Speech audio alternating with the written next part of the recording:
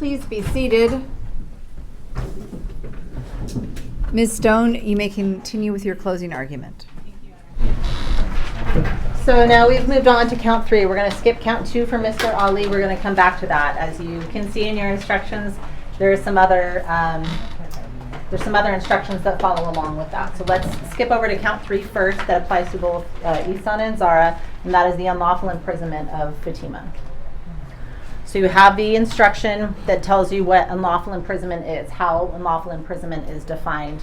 I've highlighted for you the intent element, which is knowingly.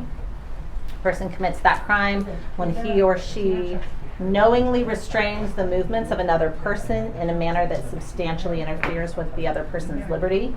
If the restraint is without legal authority or without the person's consent, and the person knows that restraint is without legal authority and without the other person's consent. What is restraint? Restraint is without consent if it is accomplished by physical force, intimidation, or deception. You have that definition in your packet. I'll tell you, I don't recall what the number is. For those, I don't have them all committed to memory. And then you have knowledge, what knowledge is described for you. Throughout the course of your instructions, you have a number of different intent elements that are described for you, or mental states that are described for you. Knowledge, intention, doing something with intent, and as you'll see later, reckless.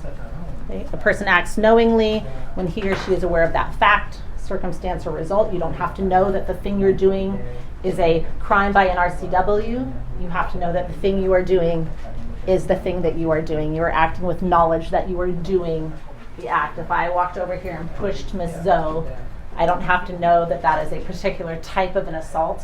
I have to know that I am pushing Miss Zoe, right? If a person has information that would lead a reasonable person in the same situation to believe that a fact exists, the jury is permitted but not required to find that he or she acted with knowledge of that fact. And when acting knowingly as to an element is required to establish the element of the crime, that element is also established if that person acts intentionally. So if I walked over here and shoved Miss Zoe, I know that I have to know that I've shoved her, right? Not like I tripped or somebody bumped into me and I had no idea that I actually bumped her or pushed her at the same time. If I walked up and two hands shoved her, if you agreed that I did that intentionally, then you also agree that I've done that knowingly. Intentionally is essentially one mental element higher than knowingly. So as it pertains to Ihsan Ali, that is your to convict instruction, count 3. You have that in your packet, and we're going to come back to these. And then you have the same instruction for Zara, exactly the same, except again it has for Zara that principal or accomplice language. That is the only difference between those two instructions in your packet. Okay? So again, those elements as it applies to both parents. Remember I said that we are going to talk about what overlaps between them first. So what applies for both, don't anticipate that there is going to be an objection, or not an objection, a disagreement by defense counsel that has happened on October 18th, 2024. I also don't anticipate that there is going to be a disagreement. Again, you still have to find that I have proven it to you, but that the defendant knowingly, and as to this element, restrained the movements of Fatima in a manner that substantially interfered with her liberty. You have to find it, but I don't think the parties disagree that Fatima's movements were restrained. Ihsan strangles Fatima. She's unable to get away without help. Zara holds on to Fatima after, strangles her, would not let her go. Again, Fatima is unable to get away without assistance. So I submit that these are not going to be issues that are going to be really in contention between the parties. That restraint, as it relates to both parents, that restraint was without Fatima's consent. That is the testimony of everyone. She is fleeing her house and her parents. She has run away. She has been actively avoiding her family all day. Exhibit 34, you see that she is trying to run from Dad. She is fighting Dad. You have exhibits 74, 75, 78, 77, 81. You see all of those injury photos, and we're going to look at them in a little bit. but they show all those scratch marks to her neck. And you heard the testimony. I believe it was Dr. Gilbert. It may have been Lisa Wall talking about she's clawing at Dad's arms, and you hear all of the students talk about that. Clawing at Dad's arms, trying to get him off of her neck. Clearly, that demonstrates a lack of consent by Fatima to be restrained, let alone restrained in that fashion. And then Fatima tells you too, she's trying to tell her mom to let her go. She is not consenting to her mom strangling her. She is not consenting to the manner in which her mom holds her.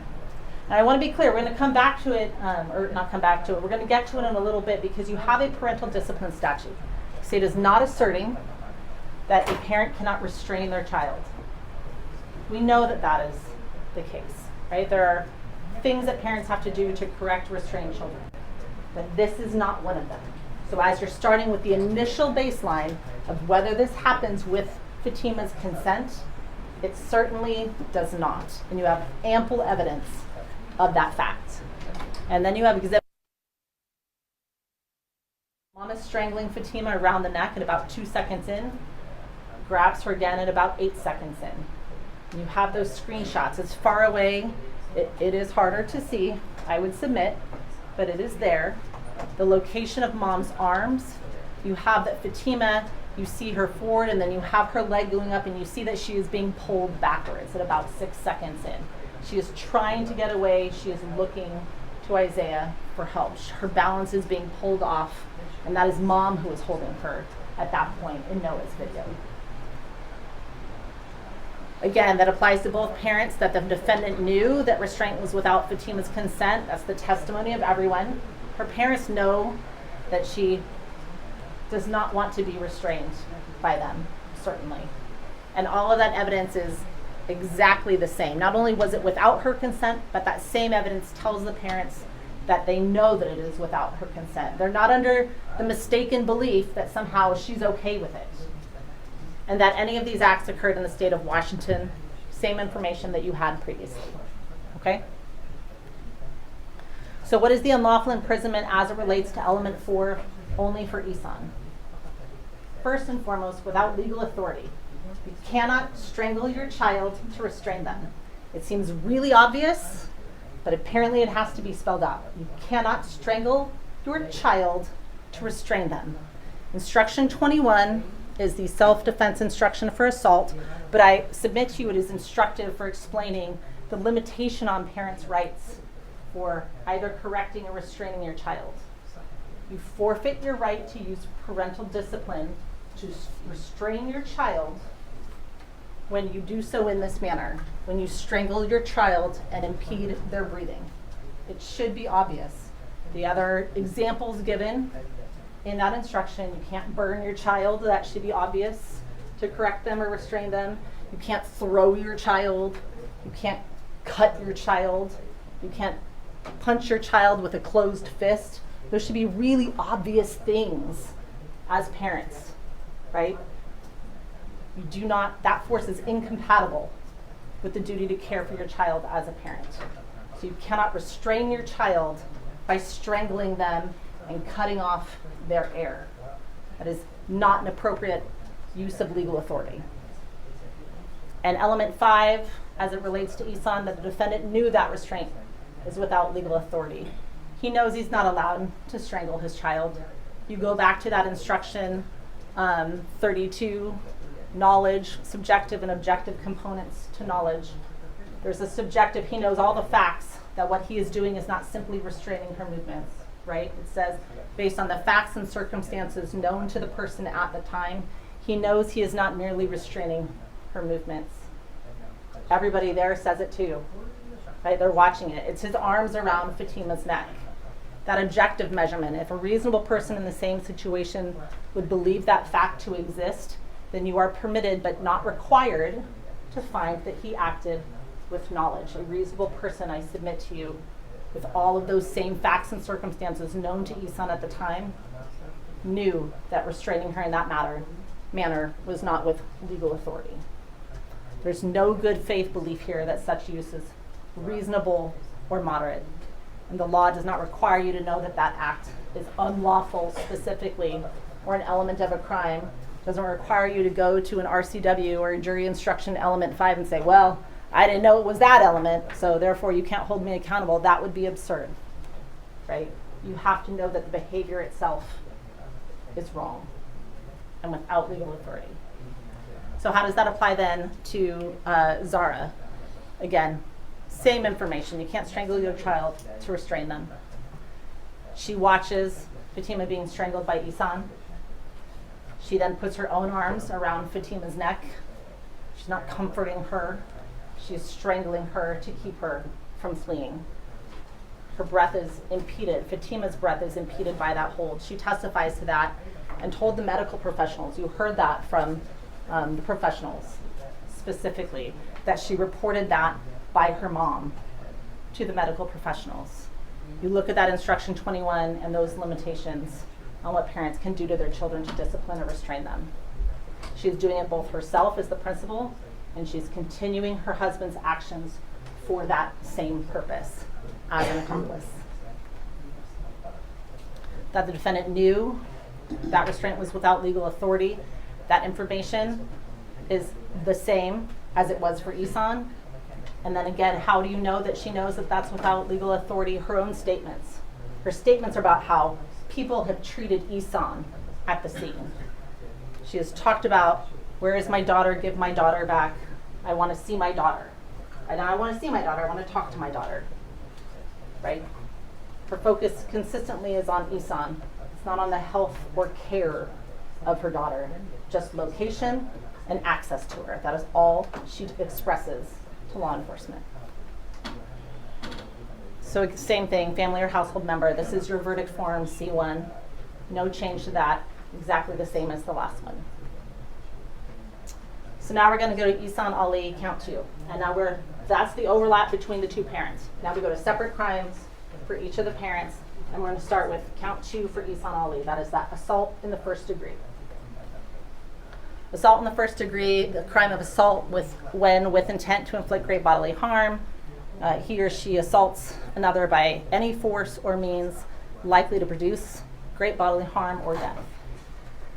And then you have the definition of assault. We'll come back to that. That will apply when we get to the assault on Isaiah.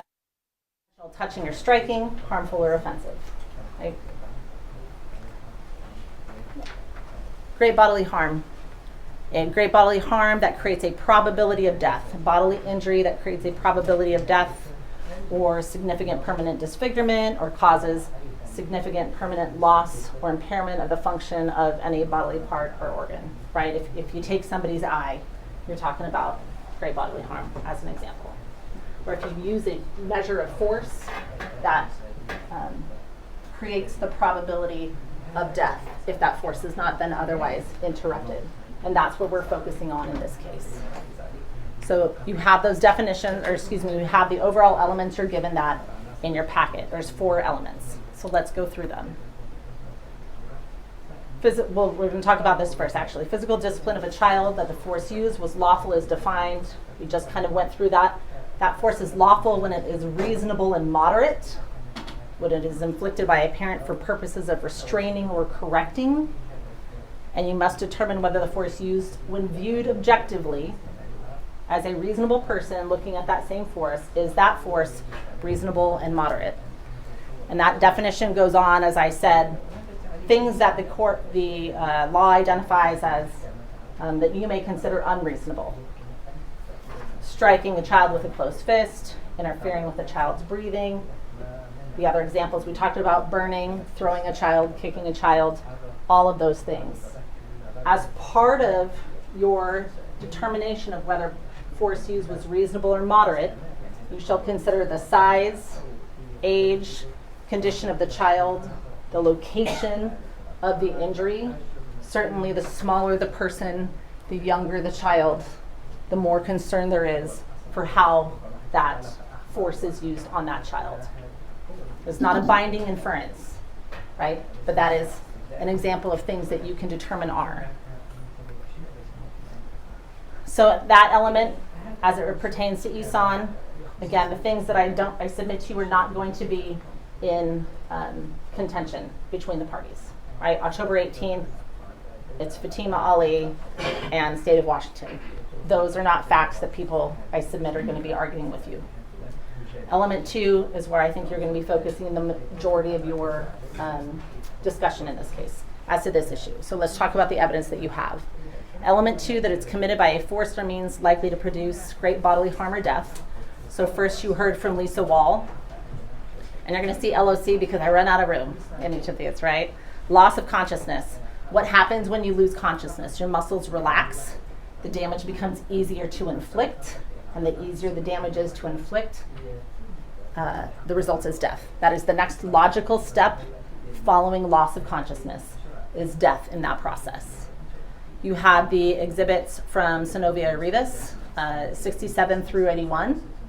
She talks about the symptoms that she observed immediately afterward during that exam: headache, dizziness, lightheadedness, again, loss of consciousness, memory loss, a fuzzy feeling. Fatima reported feeling fuzzy, confusion, weakness and numbness, vision changes. She says everything got dark, and you heard her talk about that. Hearing changes. She had ringing in her ears. She had neck pain, external neck pain, and you see all the bruising from that. You hear her talk about her sore throat, her difficulty and pain swallowing, those voice changes, the hoarseness. They describe her as hyperventilating. She was still hyperventilating after the fact.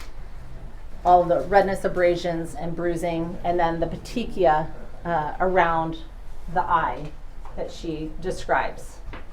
Fatima described a 5 out of 5 for pain, told Ms. Rivas she thought she was going to die, and it felt like it went on for 5 minutes. It felt really long. She said, I'm sure it wasn't, I know it wasn't, but it felt really long from where she was. And think about what Dr. Gilbert, when Dr. Gilbert went through and talked to you about what the effects were of jugular vein occlusion, carotid artery occlusion, tracheal occlusion. She correlated all of that to those symptoms specifically. Why do you get headaches? Because you have that buildup of pressure, right, in your brain. Why do you have loss of consciousness? Because there's not oxygen going to the brain, right? There's not bad blood coming out, there's not good blood going in. Why do you have memory loss or fuzzy feeling? Because all of that brain function has been interrupted as that process goes. She talked about the eye changes and the hearing changes because your brain stem is interrupted, and the ability for your brain stem to process and connect to the vision in the eyes has been interrupted and is unable to do so. Hyperventilating, you talked about panic. One of the natural symptoms, your body's natural reaction is to panic when it can't breathe, and that panic continues on until it no longer feels like it is in threat or fear. She's describing hyperventilating to Synovia Rivas while she's arriving at the hospital, still after the fact. She has not come down yet. Her brain has not taken that threat away so that her breathing has returned back to normal. Dr. Gilbert talked about all of those things. So then you heard also by the force or means likely to produce great bodily harm, you heard from Dr. Kim, who was not excited to testify, right? He talked about that. It was terrifying for him. But an otolaryngologist, I'm sure I am mispronouncing that. He's a specialist at that point, called in by St. Pete's, right? Strangulation can result in death. This seems to be a very accepted premise. Strangulation can result in death, not one really for argument. He says that there was air in the esophagus. They didn't scope it because they were worried that there was a tear in the esophagus, so they're not going to put a scope down there and increase that danger. That air is from damage to the throat, not from compression to the chest, not because she fell down and people landed on her. That's not where that happens. That happens below. And the air that he saw was higher up in the throat area. He said it's better in 24 hours, but he can't say it's gone. Remember what he said? Like, it had not gotten worse, but it wasn't gone. And he can't say it's gone because we don't do that kind of exam for that. We don't want to put that much radiation into this very small 17-year-old. Dr. Stankus is an ER doctor. She testified for the defense. She said pneumo mediastinum. She agreed. It can certainly result from strangulation. She agrees that the standard of care for pneumo mediastinum the air that was higher up in the chest, to admit the hospital for observation and retesting. We don't send those folks home, right? It's not benign. It's not a mole. That was her example of something benign. We don't send those folks home. If you present with pneumomediastinum, especially as the result of strangulation, you're getting admitted, and we're going to watch you because it absolutely is dangerous. And Dr. Kim said, I had significant concerns. We were worried about her. That's why we admitted her. And Dr. Stankus agrees. Strangulation can result in death. Then you have Dr. Gilbert's testimony, and she talked about being a child abuse specialist and a 30-year medical practice. And she gave all of those strangulation effects on the body that we've previously talked about. She talked about that jugular vein occlusion, remember 4 pounds? That's that lack of ability to remove the deoxygenated blood. 4 pounds of pressure. It takes about a minute to lose consciousness with jugular vein occlusion only. 20 to 30 seconds for petechia, 3 to 4 minutes for death, if there is only jugular vein occlusion. Carotid artery occlusion, slightly different. Greater pressure required for carotid artery occlusion. 11 pounds of pressure, you lose consciousness in 20 to 30 seconds. Death is anywhere from 1 to 3 minutes. It's a range, right? You can't say specifically, but it's a range. And she talks about that. She said when a carotid artery occlusion, you're going to see a more global result. You're going to see loss of consciousness. You may see seizures. Then you move to brain death or death and a loss of muscle tone. When Dr. Gilbert watches that video, she says, I believe that I see a seizure. There's a moment right after or right before she loses consciousness that her arms, I believe she says, flail without any movement. And prior to that, there's some significantly focused intentional movement. And then there's a moment of flailing, and then she goes limp. Fatima goes limp. Caleb says, that's the word he uses. Isaiah uses, she frizzed, and then she went limp. So what are those kids describing to you? They're describing a difference between the moments where she is fighting, Fatima is fighting for her life, right before she loses consciousness. And I submit to you that is a seizure. And that is what Dr. Gilbert watches that video and believes she sees. She said, we can't test for it. That's not the kind of testing that we're able to do, but I submit that's what I see. And that is consistent with what the science says, and it's consistent with what the witnesses observe. So how do we know that we've gotten to the carotid artery occlusion? Because about 30 seconds in that 20 to 30 second range, when you watch the video, that is when Fatima loses consciousness. So we know we don't have solely jugular occlusion. We also have carotid artery occlusion. He is imposing enough force on that child's neck to create significant damage, great bodily harm, and the likelihood of death, but for the interruption. And that death can happen in 1 to 3 minutes. Tracheal occlusion results in the lack of oxygen to the brain, that buildup of pressure. And again, Dr. Gilbert describes there's going to be immediate panic. You've got that CO2 buildup that's telling your brain that you have to breathe, and then it results in death. She describes observing the pneumomediastinum, the subcutaneous emphysema, that air in the throat, and anytime there is obstruction of either blood or air to the brain, it is a life-threatening injury. So Exhibit 72 and 103, the petechia described, you have synovia brevis on the left-hand side, and how do you know that it's petechia? Because it doesn't exist a couple of days later. 3 days later, it has resolved itself in Exhibit 103, and that is the distinction right between those two. October 21st, the photos show the bruising and scratches that cover from the left to the right side of her neck, consistent with the arm placement and pressure for her carotid artery, her jugular vein, and that tracheal occlusion. And you see that all in that space right there. Again, Exhibit 74, same, these are 3 days later. The bruising and the scratch is consistent to the front of her neck, where Fatima is scratching and clawing at her dad's arm to get it off of the front of her neck. That's the tracheal occlusion happening there at the front. Remember, your carotid and your jugular are on the side, and your trachea runs right down the center. Exhibit 81, the side of her neck, and that bruising goes all the way over to the back side of her neck. Again, consistent with the arm hold that is described by all of the witnesses leading up to that point, right? All of this bruising is the result of that, and that right arm and left hand in a chokehold from behind, and pressure for the carotid artery and jugular vein occlusion. So then element 2, again, force or means to produce bodily harm or death. Those symptoms reported in that video evidence tells us, based on the time and those symptoms experienced, that all 3 of those occurred in this case, which means the amount of time it takes to inflict the probability of death is grossly shorter. The force used would have resulted in great bodily harm or death if not interrupted. No injuries to her head are noted by medical staff or reported by her. Defense counsel, I believe in his cross-examination, said, well, if they hit that tree, couldn't this have happened?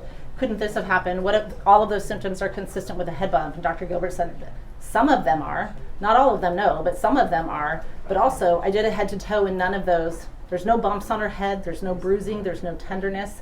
Plainly, there's no medical symptoms or science to indicate in any way that she struck her head. All of her injuries and damage is to her neck. All of the symptoms she experienced flow directly from that damage. And that's it. Element 3, acted with the intent to inflict great bodily harm. He is acting in anger for her defiance. That is intentional. That is what Ihsan Ali is doing. He holds her in a rear naked choke for just under a minute, and he is squeezing hard. He knows she is fighting. He knows she is struggling. He knows she is gasping for air. He knows that she is grabbing at his arms. And then she goes limp and stops fighting. But despite that, he continues to strangle her. So you know he is acting with that intent. He's ignoring the strikes and the screams of the kids. They are punching, they are kicking, and it has zero effect. It does not impact or change his behavior in any way. And that is an extended period of time. We know that he already has his arms, in fact, around her neck when they go down to the ground, and he doesn't throw his arms out to catch himself. He's going down with her, and he's going to hold onto her neck no matter what happens to her in that process, from the beginning to the end. Because at the point that he grabs her by the neck, he is furious. And that is what he's acting with the intent with. It's not to restrain her, it's not to do any of those things. He is now just a grown man strangling a child because he is angry that she has defied him. He's only released Fatima when he is forced to do so by other adults. When you go back to that family household member, that is your B1 special verdict form again. Nothing has changed. Back to physical discipline, that force used as lawful is defined, reasonable and moderate, purpose of restraining or correcting, and viewed objectively. So why does this not apply? Well, it applies for charged and lesser offenses. You're going to see that, and you have a whole range of instructions in there about lesser offenses. First, it must be your child. Okay, he meets that. It's his child. It's not somebody else's child. Must be for the purpose of restraining or correcting. It fails immediately there. None of this contact at this point for the assault in the first degree is for restraining or correcting. It is punishment. He's intending it for punishment of this child. Ihsan is angry. He may have gone to the bus stop to get Fatima and take her home, but by the time he grabs her, he is no longer doing that for the purpose of correcting her. I think one of the primary tenets of parenting is that if you are so angry you can't see straight, you do not engage with your child. You walk away. You don't attempt restraint. You don't attempt correction because you are no longer acting in a manner that is for the child's purpose. By the time you make contact with that child, you are doing so for your own edification. That's exactly what is happening here. Parents don't correct children by strangling them.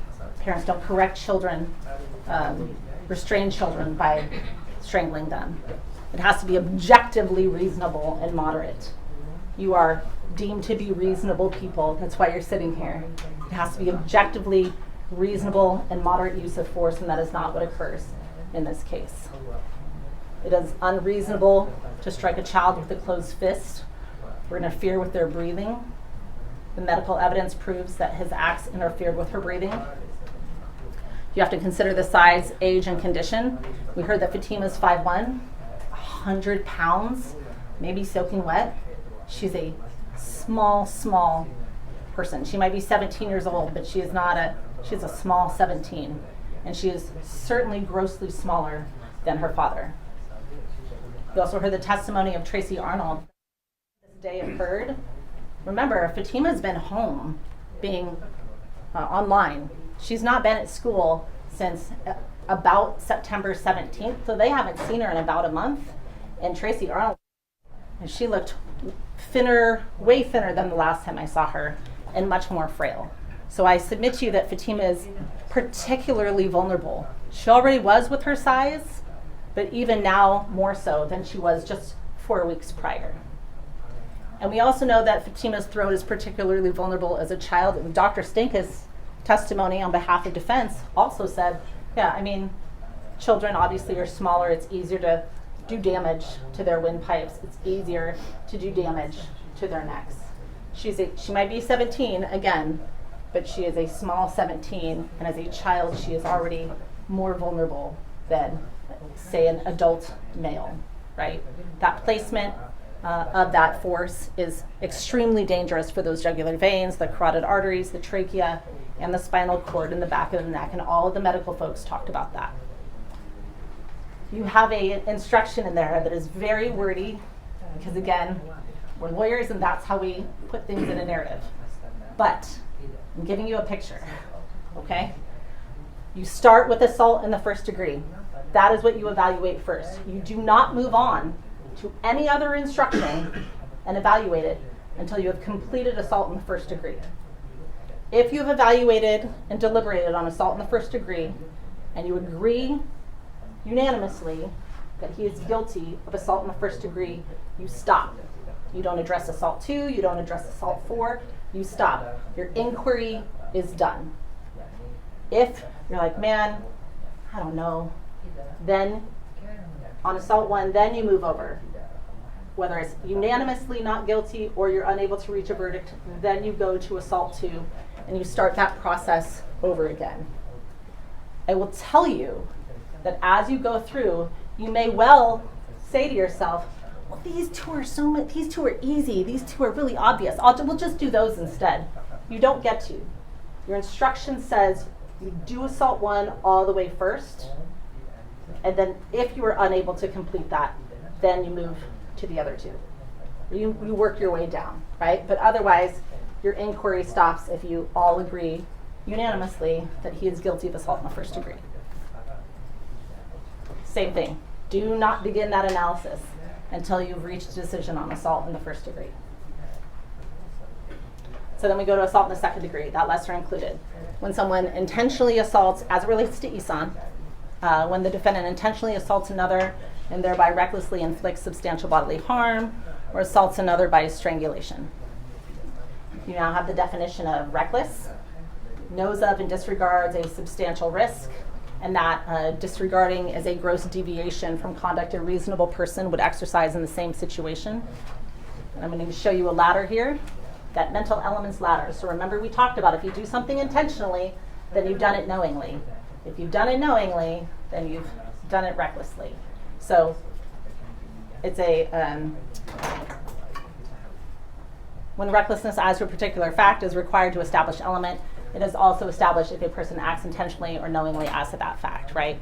And that makes sense, because if somebody has disregarded a standard of behavior that is expected, and that is a gross deviation, then we presume that you did so knowingly. If you've done so intentionally and knowingly, then we presume that you've also done so recklessly, right? It's incorporated therein.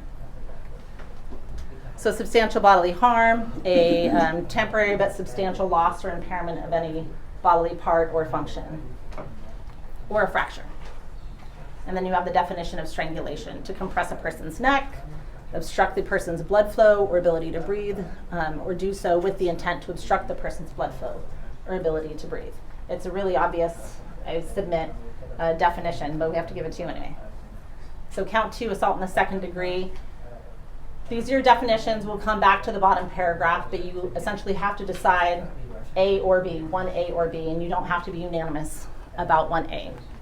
So as it applies, same information for October 18th, 2024 in the state of Washington. None of that has changed.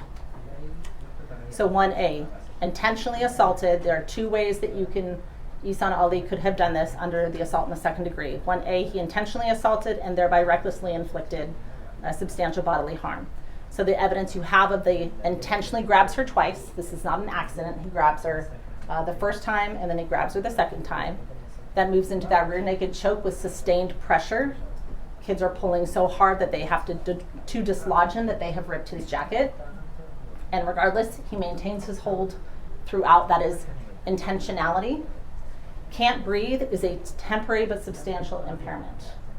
Losing consciousness is a temporary but substantial impairment of any organ or function. If you cannot breathe, if you have cut off air to the jugular veins and the carotid artery, blood flow, jugular veins and carotid artery, you have temporarily but substantially impaired their ability to function the way that they are supposed to.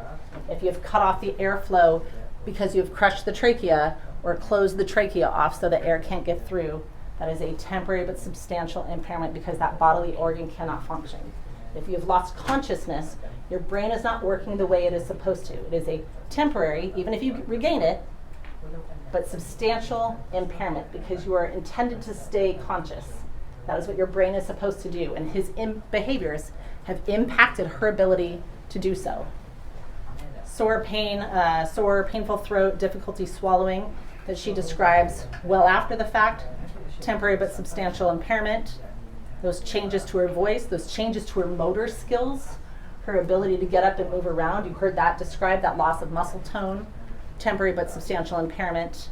And then you have all of that bruising along her neck. By definition, that is temporary but substantial disfigurement. That is not how she appeared prior to.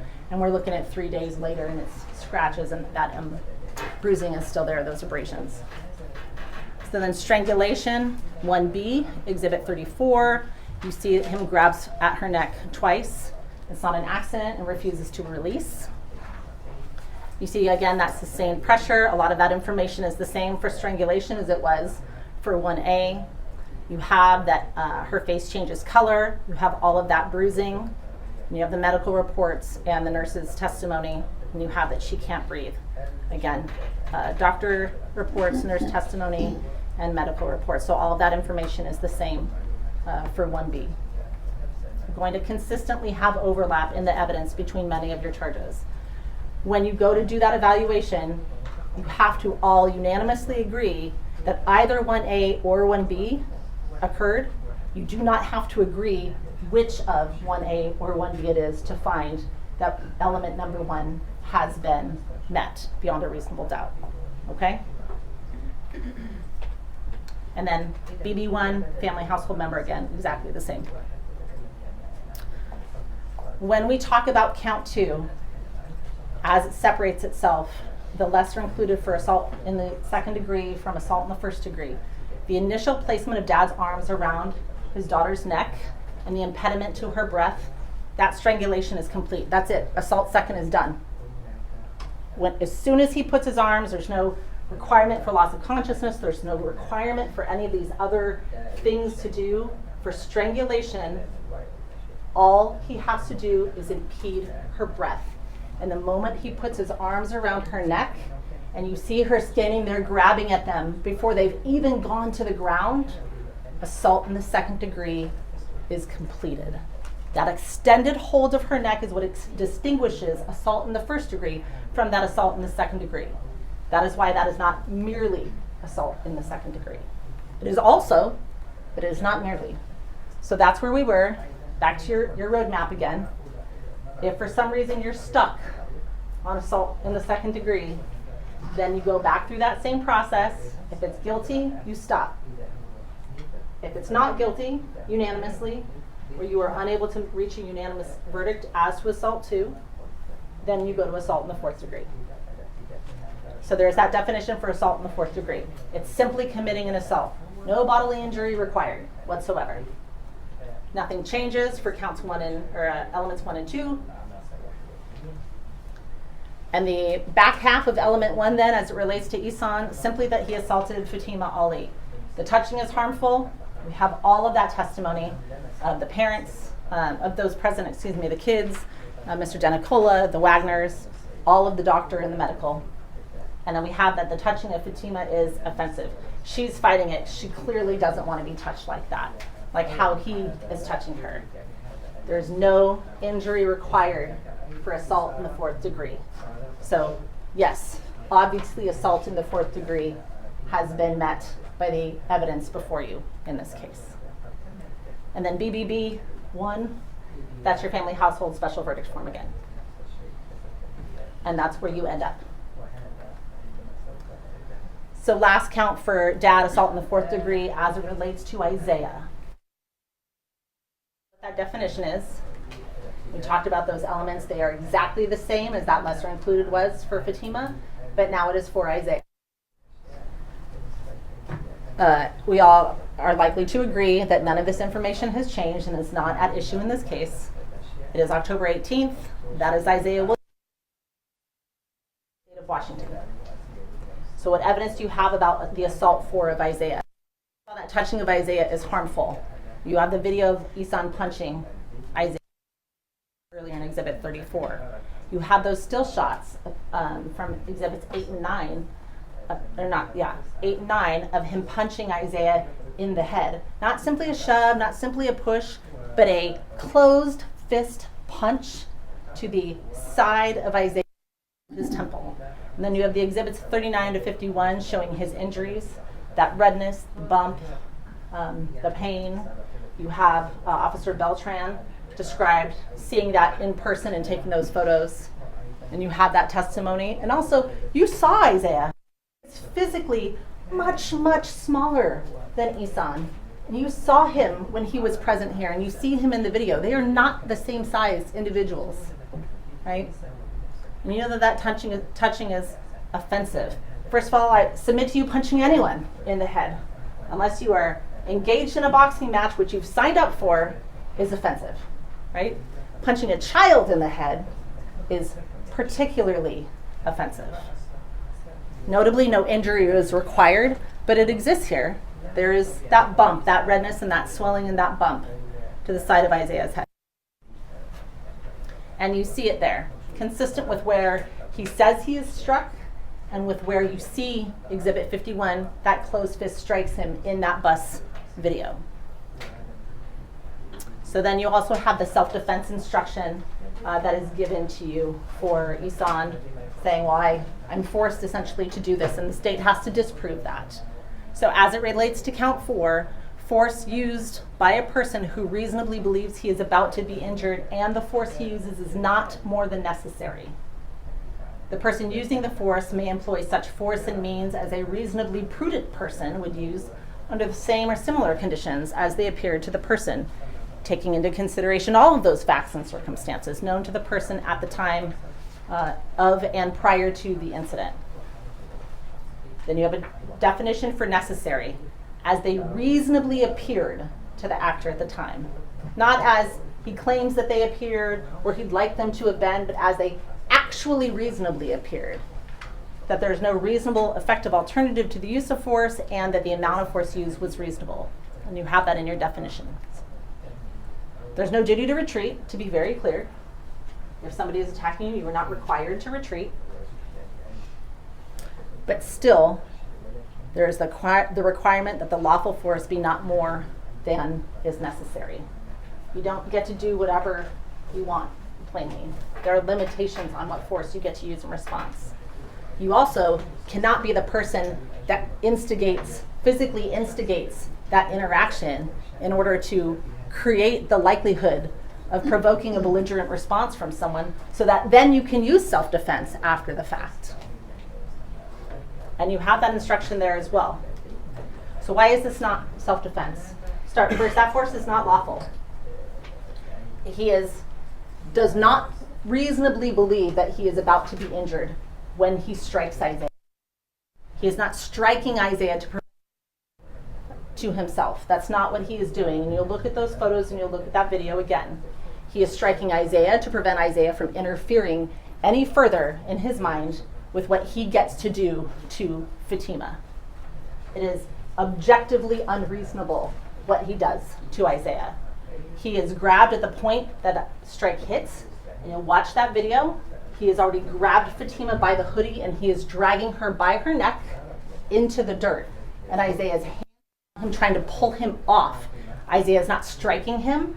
Isaiah's literally trying to disengage Fatima from her dad, who has her by her hoodie front collar and is pulling her forward. It is already choking. That has already started. That is an unreasonable means of restraining your child, I submit. And Isaiah said, he doesn't just like grab her like, let's go home. That's not what happens. He's like, he grabs her aggressively. And remember that Isaiah has known Fatima at this point for a couple of years. And he says, I know Fatima. I know what she goes through. And so he is anticipating that this is not simply a, let's go home and have a sit down family talk about it. He is concerned deeply for what might physically happen to Fatima. And almost immediately, when she's getting ready to go, Dad grabs her by that hoodie and starts dragging her. And Fatima says that. It is, as we saw from the parental discipline, our laws recognize that it is objectively unreasonable to throw, to strangle, or punch their own children with a closed fist, let alone someone else's child. And that's when we give more leeway to parents, right? If you look at that video, he's not striking, Isaiah is not striking Ihsan. The evidence does not support that finding. And we talked about the size of Ihsan compared to 16-year-old Isaiah, who is 5'5". He didn't know how much he weighed, but I submit to you, he's a pretty thin kid. He's not a big kid. And he's also not punching a grown man who is in the middle of throwing a punch at him. That force used by any objective standard is unreasonable. You heard Elijah describe thunk. He's like, I heard that thunk when it hit. He's punching Isaiah in the head with a closed fist. It's not okay to do that, especially not when and how that punch occurs. It is for the purpose of neutralizing Isaiah so he can get to Fatima. It's not for protecting himself. It's not self-defense. Ihsan has created this situation. Isaiah did not. Ihsan's intentional actions were reasonably likely, I submit to you, to provoke a belligerent response from those present. Isaiah to be closest and have the most background information. We talked about that. And from the get-go, Isaiah is trying to assist Fatima, who he believes to be in physical danger. And he's right? And notably, when you look at this self-defense instruction or defense of others, Isaiah is entitled to protection under the same legal principles. So if anyone is entitled to defend themselves, it would be Isaiah. Those strikes by Isaiah on Ihsan do not occur until Ihsan is already strangling Fatima on the ground. There's a lot of, well, he hit him like 42 or 32 times, whatever number defense counsel proffered. That doesn't happen until after the fact when they're already on the ground. Isaiah has not struck Ihsan when Ihsan punches him in the head. There is the initial, and you'll be able to watch it in Exhibit 5. There is the initial contact, and when you look at that video, when you look at those photos, you'll see he's already dragging. He already has a hold of Fatima by the front of her hoodie collar, which is what Fatima describes, and Isaiah is trying to pull them apart. And see, there's another example of Ihsan dragging Fatima by the front of her collar, and she is pulling back, and Isaiah is trying to dislodge them. Exhibit 6. You go to Exhibit 7. All he is doing here is, again, trying to get him to let go of his daughter, who he has by the front of her collar, and is throwing her on the ground. That is what Isaiah is doing during the course of this interaction. And now Fatima's down. He's thrown her on the ground, and look at what Isaiah and Ihsan are doing. Isaiah's hands are out. They're out in the, what are you doing, man? What is happening? Oh my gosh. His hands are down by his side and they are out. And what is Ihsan doing? He's grabbing him by the front of the collar and then bam. And look at Ihsan's face. Does that look like the face of an individual who is protecting themselves? Or does that look like the face of a guy who's real angry? Real angry that this kid had the audacity to interfere with how he has decided he wants to parent his child. I submit to you that's exactly what that face is. That has nothing to do with protecting himself and everything to do with exerting his anger and his power and control over this other child that is present. He's not being attacked, he's being thwarted, and he's being interrupted, and he doesn't like it. It's happening because Ihsan is mad.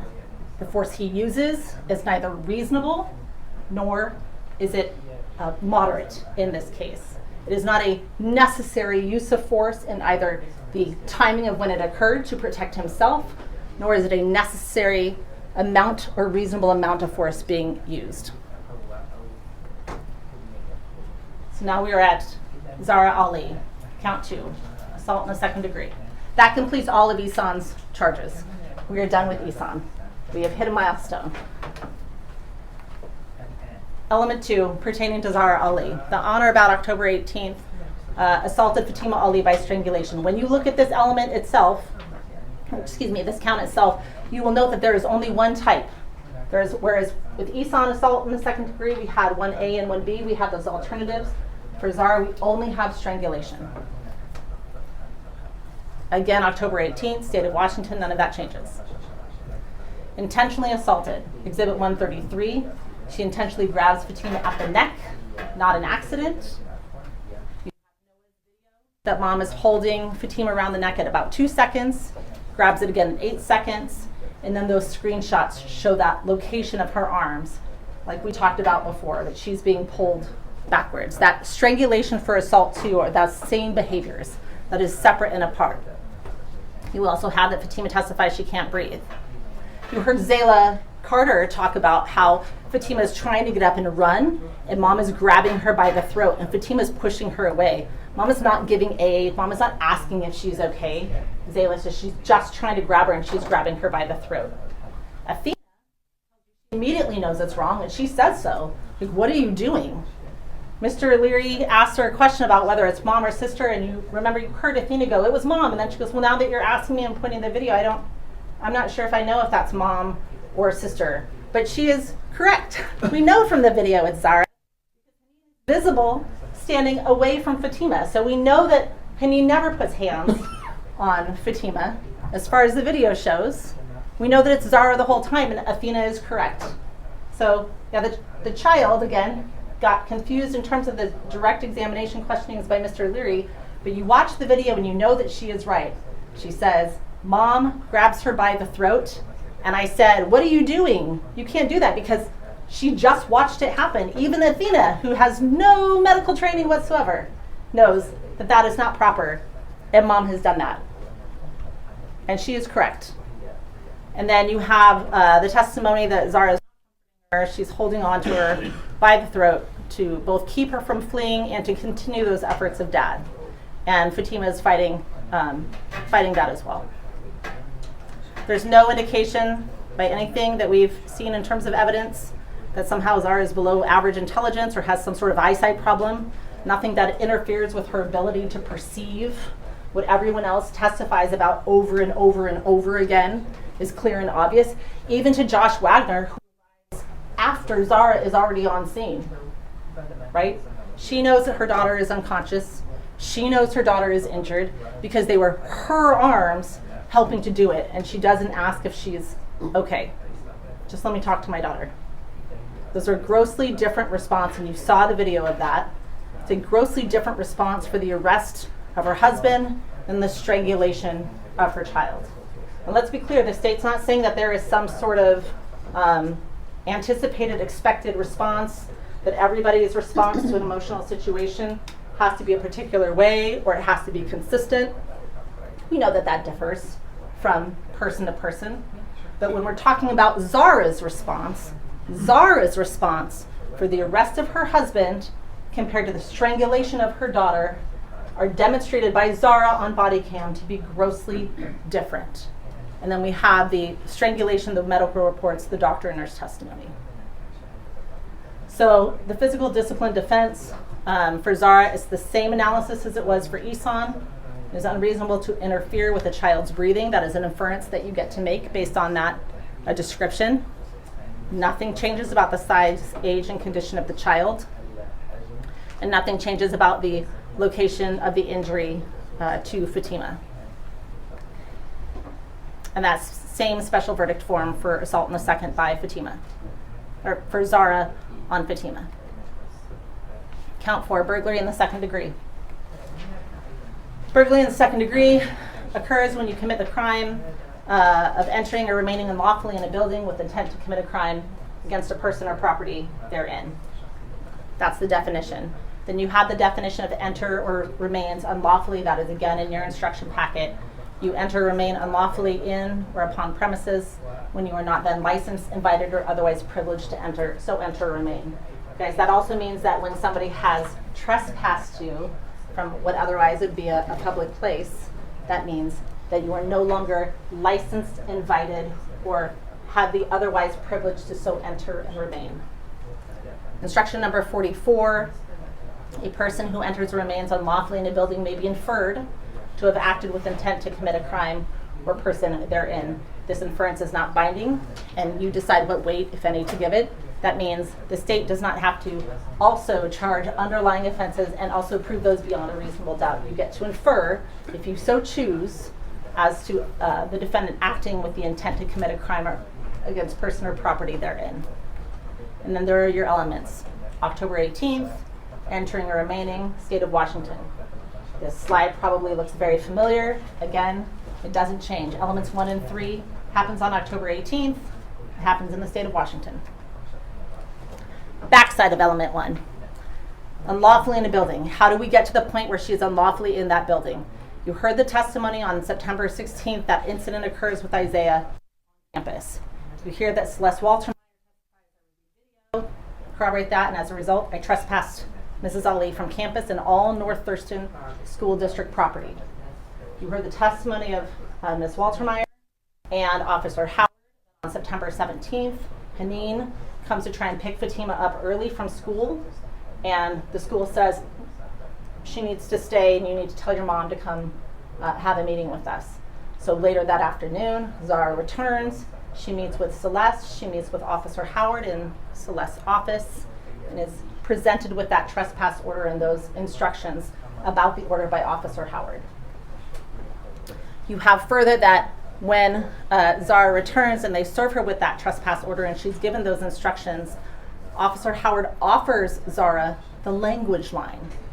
And you heard what the language line is. The language line is, if you don't understand, the document that's been provided to you is in English. If you don't understand or you're not comfortable with that, we can provide you assistance.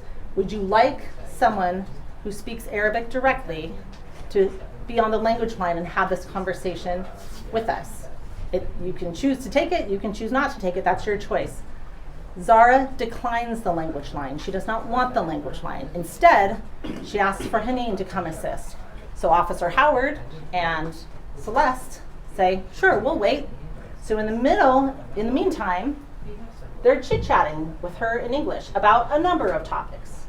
And then Haneen, Zara's request, arrives and they go over the order a second time while Haneen is present and assisting.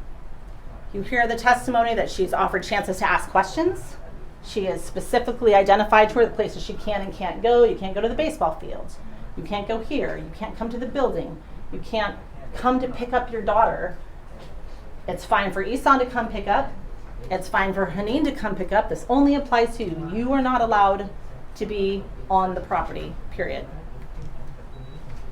She has a chance to ask all of those clarifying questions about the parameters. She's given the phone number to call if she has any further questions. Defense counsel said, well, there's nothing on there that says she can appeal that decision, right? There's not. There's no requirement. And you're not going to find it in your instructions anywhere. It doesn't exist. She is given a sheet that describes what she is to do. She is then orally advised twice with the interpreter of her choice. She speaks English, to be clear. It may not be her first language, but there are consistent interactions with English. No one's saying that her English is great, but it is certainly enough. You heard Fatima's testimony. They've lived in the United States since Fatima was 6, so we're at 11 years at this point. And Zara is able to communicate in English with these women, and she has done so consistently, and that is described. But even with that, she asks for Haneen to come, they wait for Haneen, and they go through all of this. And that phone number is pointed out and identified. Here, if you have further questions, then call this number.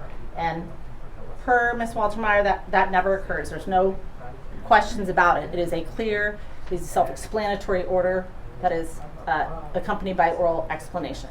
And then you have that trespass letter itself at Exhibit 121. Then on October 18th, she violates that order. She enters or remains unlawfully in a building because she is not allowed to be in that building. You have that she arrives on campus, where she's already expressly been told not to be. She understands that. Moreover, Haneen, the person that had that conversation while she was present, is with her. So Haneen knows as well. She's not there by herself. Then when Fatima escapes from the stranglehold, she chases her into the main office, inside the school building, where she is not allowed to be. She not only goes into the building, she goes into the office and tries to continue to go through the back. And you heard Tracy Arnold say, I had closed those doors and I was using my weight to try and hold those doors closed because I could still hear her and Denise Kinley yelling back and forth. She then leaves, and you see her in the video try and go through the side doors, and Principal Dean cuts her off. Got that intent to commit a crime. The entering or remaining is with intent to commit a crime against a person or property therein. She knows husband of just strangled is in there. She has demonstrated at this point her ability to physically assault a child. She knows Isaiah. She chased them. She ran after them.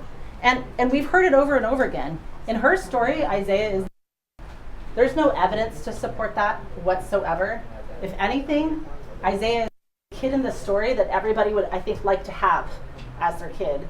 He is kind, he is respectful, he is there to help out friends and look for danger to people that he knows are particularly vulnerable. And he demonstrates that on the stand. But she blames him and his family for everything. I submit to you, you heard from Victor Barnes. Victor is Isaiah's.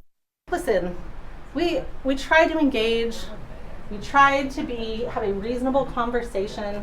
We tried to be respectful about what the parents wanted, what Ihsan expressed he wanted. And so we said, you guys can't see each other. You need to take a break, right? And he was not like over dramatic by any means. He said, I understand that parenting is hard, right? Everybody agrees that parenting is hard. I think everyone would agree that parenting teenagers is not for the faint of heart. It is difficult for sure. And we've talked about that at length. But this goes well beyond that. And Victor says, I understand it's difficult, but you know what? They're teenagers and they're in love, or they think they're in love at least. What are you going to do, right? So we put some boundaries on it, we put some guidelines on it, and it didn't pan out. And this was the response. And for Zara, that is all Isaiah's fault. That is his fault, his fault, his fault. And so what is she doing? She knows there's a no contact provision, so what is she doing when she goes in there and chasing him in?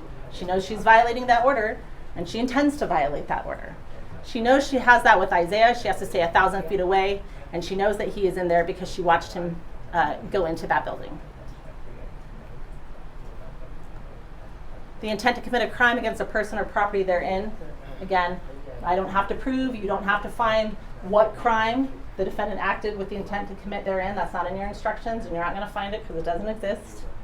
It could be any number of them. A further assault of Fatima, an assault of Isaiah, a further violation of the no contact order with Isaiah. You must only determine that the entry or remaining within the building was with the intent to commit a crime, but you need not actually identify that that crime has occurred. So there we know she's going in the building because she's actually in the building, right? Exhibit 110, page 6. We know she's in the office itself because there she is, bottom heading towards those back doors. There's Tracy Arnold, Exhibit 111, page 9, running through to try and get in front of her because, as she said, when she closed those glass doors at the front of the office, main office, Mrs. Ali goes around her. And there she is yelling at Miss Kinley and arguing. Page 11. And still arguing with Paul Dean in front of that campus expectation sign we know she's not allowed to be. Now, mind you, the burglary doesn't happen until she enters a building. The burglary itself is not for simply being in the parking lot or on the property. The burglary happens, in this case, when she enters the building because that is the definition. Okay? So just make sure you make that distinction. Last crime. We're almost there. Count 5, violation of that no contact order with Isaiah Williams. So violation of the court order, you commit the crime of violation of a court order when you knowingly know of the existence of the order and you knowingly violate one of the provisions that's identified within that order. And you have, again, that element instruction in your packet. 4 elements altogether. We're going to go through those elements with the evidence that you've seen for each of those elements. 1 and 4, seen this, same instruction, right? Don't anticipate argument or significant argument, but you still have to find that the state proved it, and you have to find the state proved it for each count that exists, okay? So the court, here's the order, Exhibit 36, page 1, that you have. You have the court that has issued that order. Let me go back up for 1 second. There existed a protection order. So let's look at the back half of element 1, existed a protection order. Exhibit 36, page 1, you have the court that has issued that order, Superior Court of Washington, Thurston County. You have the protected person or the petitioner, Isaiah Williams. Isaiah is 16, so as a parent I have to petition on his behalf to protect him. You have Zara as the respondent. You have the effective date until October 24th at 9 a.m. And then you have this order restrains and then Zara Ali. So clearly identified as the restrained party. It's not an overly complicated order to read. Then you have section 3 on page 2. Protected minor is listed on section 3. There's your section 3 when you're looking for it right there underneath the red dot. And that order protects Isaiah Williams. Page 4, here are all of your provisions that she is restrained from doing and clearly outlined. No harm to Isaiah. And the minor listed in section 3 above. No contact with Isaiah. Clear through a third person. No stalking of Isaiah. Passing, following, monitoring of Isaiah. You have the exclude and stay away by 1,000 feet from Isaiah. His school, himself directly there under D, element D. And then stay 1,000 feet away from the listed residents, and they put in their own listed residents specifically because by that point they know, mom and dad already know where they live because they've shown up at the house, and you heard Victor talk about that, right? That he tried to reason with them, he tried to talk to them, he tried to avoid this, and he was unable to do so based on the way events had been unfolding because they showed up at his house. So the elements that the defendant knew of the existence of this order, you have Officer Hang's testimony that he serves that order on October 16th. Remember that it is issued, let's go back. It's issued October 14th. That's when the order is issued. 2 days later, Officer Hang serves that order. Exhibit 37, you have that proof of service that Hang files with the court. And then you have Exhibit 38, the body camera of that service. He serves it on Zara at her home. You watch that. You see that Haneen is with her at the time of the service, again, at her request. Haneen says, "Can I stay? I help my mom." Yeah, sure. The two women are communicating with each other back and forth about that order as Hang is describing it. Zara asks questions about it herself in English of Officer Hang. Haneen also asks clarifying questions. You know they understand that Mrs. Ali, Zara Ali, understands what that order is because she demonstrates that. He in fact points out the number to call in the document if she has further questions. He explains it to her in basic terms. He doesn't use overly complicated terms, and it's not a complicated document or set of directives to comply with or understand how to comply with. Moreover, you see her ask that clarifying question. Wait, so if this means I can't contact him, does this mean he can't come to my house either? She understands what the limitations of that order are. Does that mean that if I'm here and he comes to my house, then he gets in trouble too? Well, what does Officer Hang say is, well, if he comes to your house, like you have a right to be in your home, you can call law enforcement if that's the case, right? We know she understands the order. She asked that clarifying question.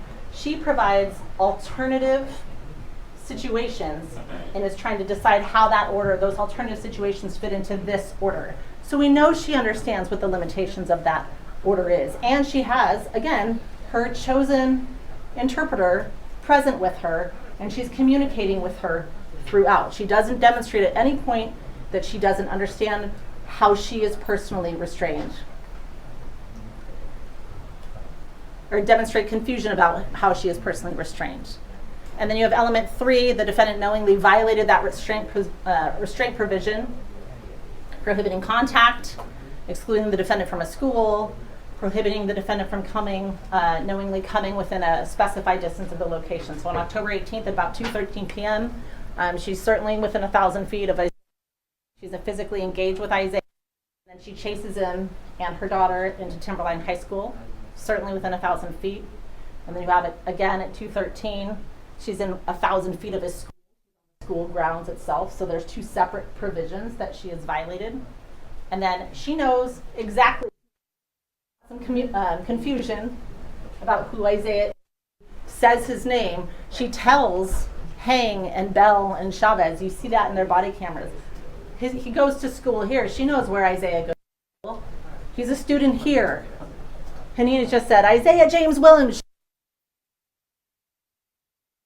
He's a student here, I'm pointing. Right? She knows exactly who is protected by that order. There's no confusion. She knows exactly where his school is. There is no confusion. She knows she's violating that provision of that order. She just doesn't care because it doesn't matter to her. She doesn't care. There's Exhibit 134. There's Isaiah before everybody starts running. There's Exhibit 108, page 2. There's Fatima and Isaiah, Zara right behind with Haneen behind her, certainly within 1,000 feet there, certainly on the school grounds, while Isaiah. Page 109, again, you have them running, and I believe that's at 2:20 of that video, of the 2-minute and 55-second video. Again, you see Fatima and Isaiah. And at 2:41, 21 seconds later, you have Zara chasing after them. She's about 20 seconds behind them in her run, and certainly within 1,000 feet of Isaiah. So that is it. At the conclusion of all of your deliberation, I'm going to ask you to return verdicts of guilty on each of the charge counts and findings of yes for each of the special verdict forms for Ihsan and Zahraa Ali as the state has charged them. Thank you. Members of the jury, if you would please give your full attention to Ms. Stone as she makes closing argument on behalf of the plaintiff, the state of Washington. Thank you.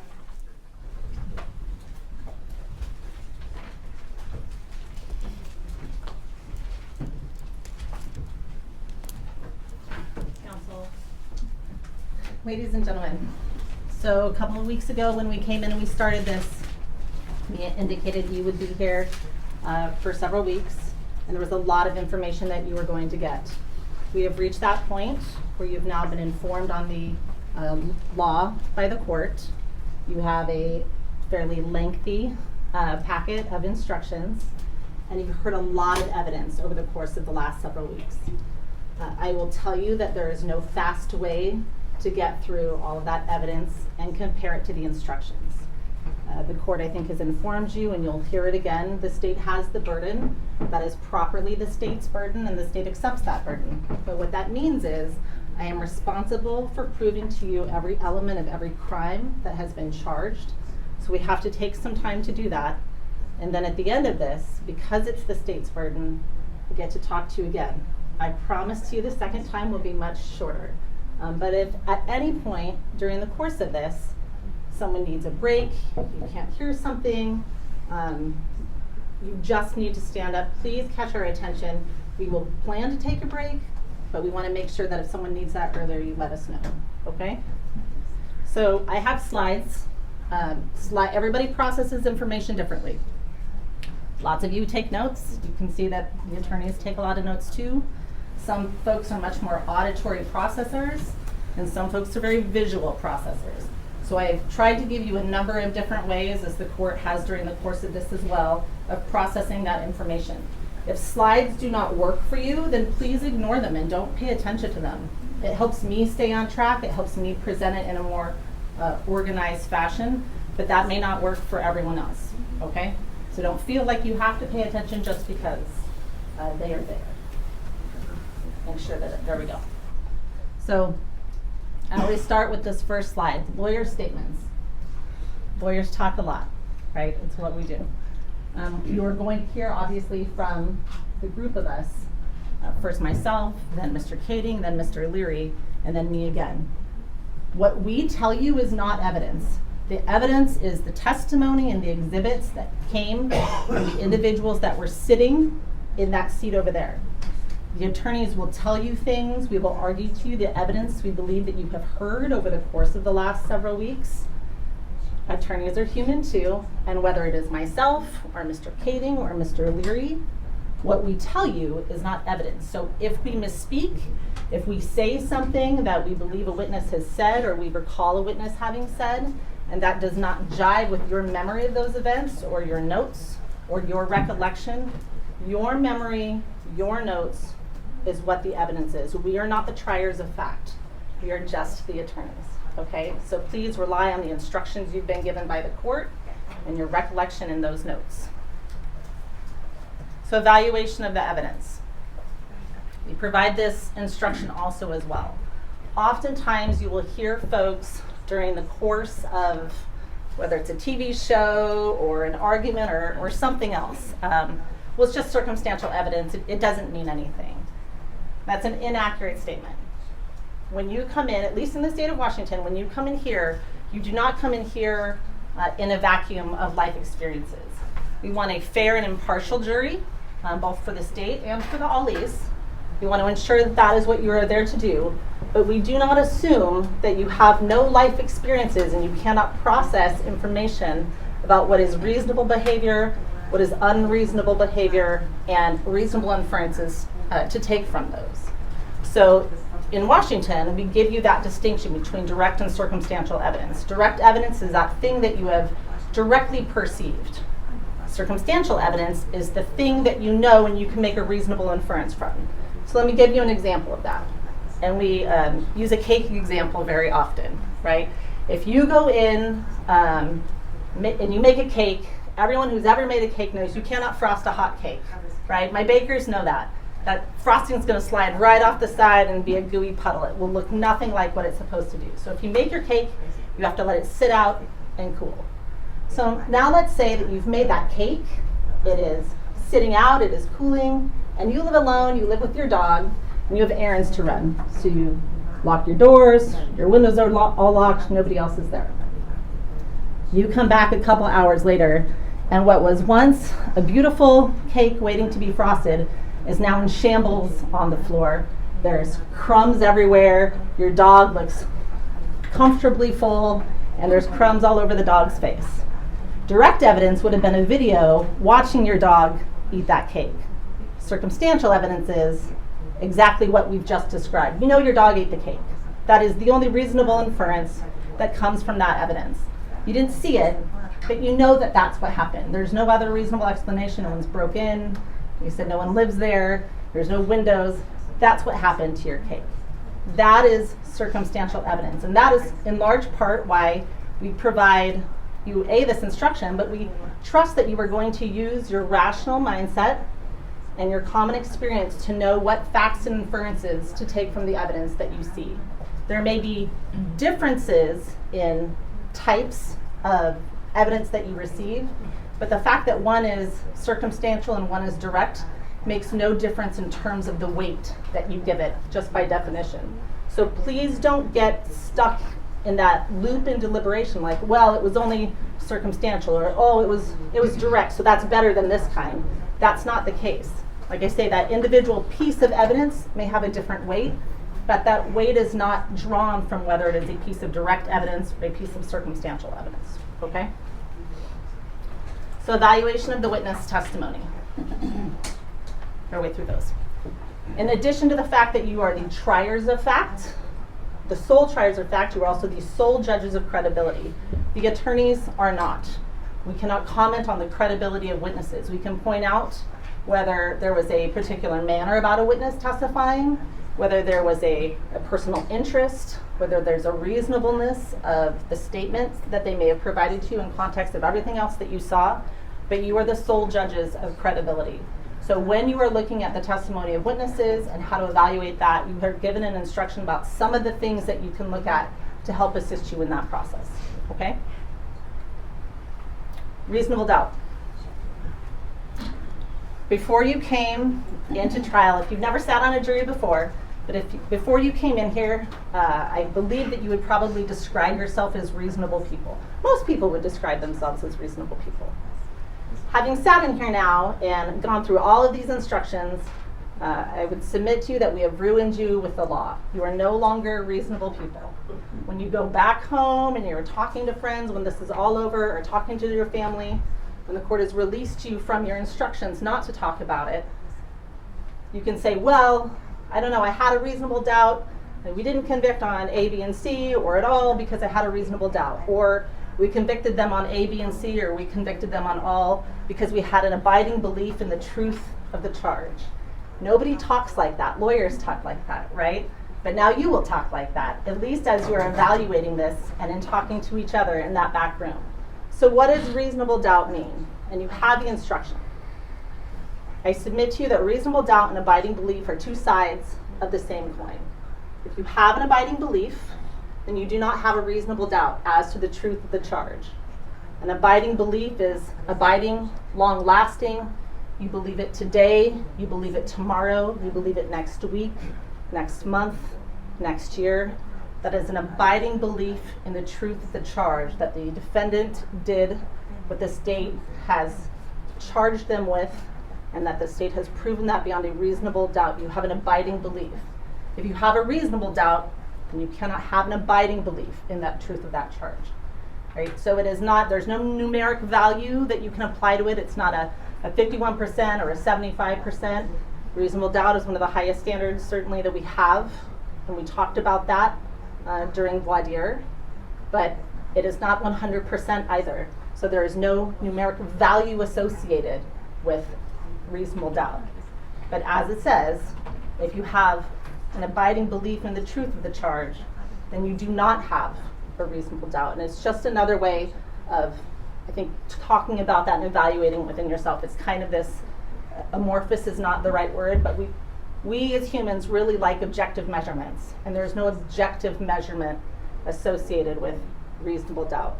So you really have to look at this standard as you're talking about it and thinking about it amongst yourselves, whether it has been achieved, okay? Things you will not get.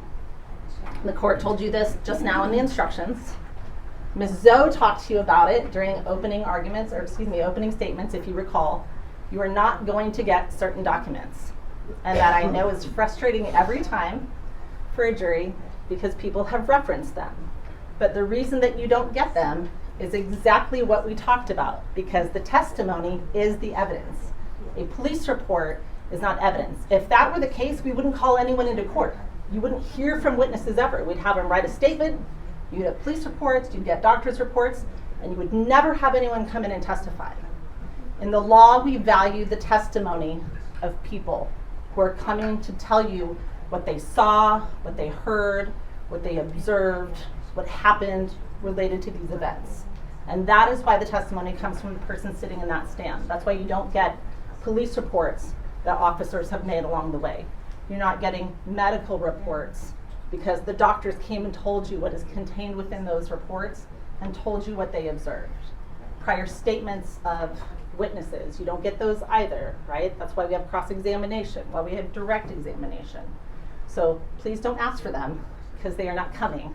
You have to make your decisions based on the information that you have heard and what you have received as exhibits, and as we go through this process, right, talking to each other.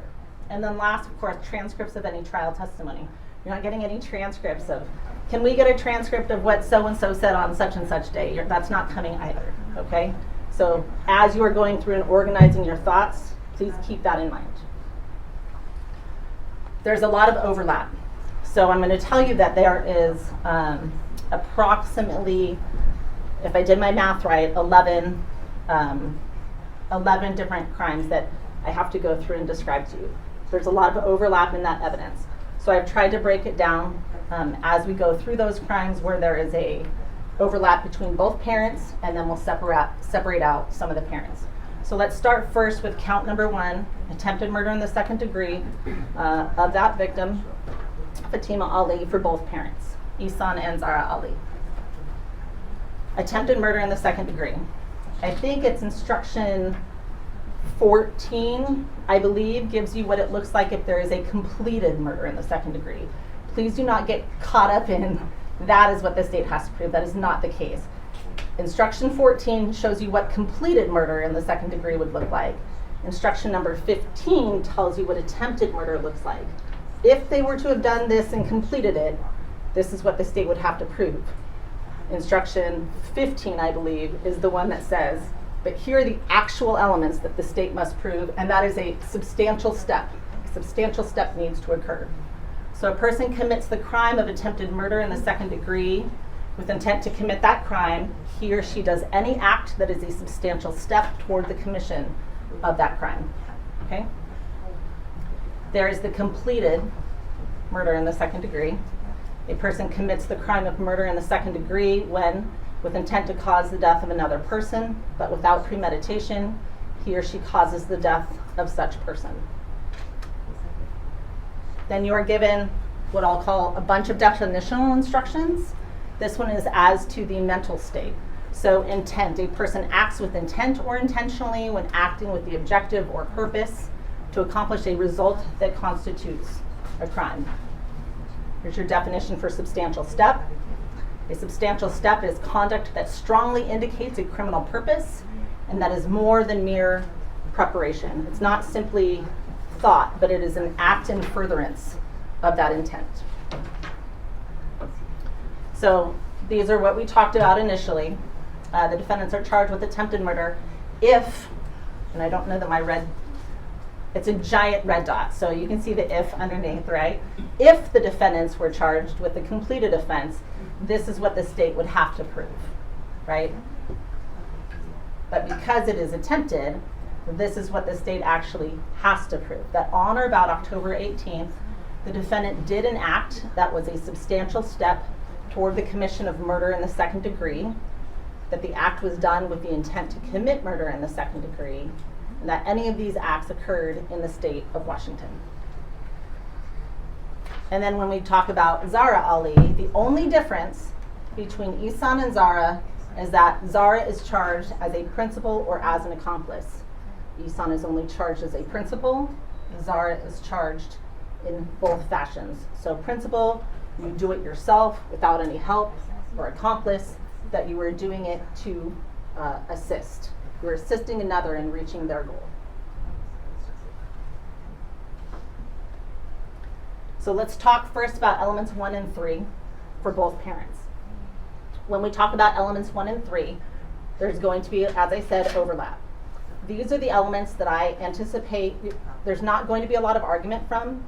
I still have to prove them to you. The state still has, beyond a reasonable doubt, responsibility for proving these, but defense counsel, I don't believe is likely to argue that it didn't happen on October 18th and it didn't happen in the state of Washington. So here's the evidence that applies for each of those, right?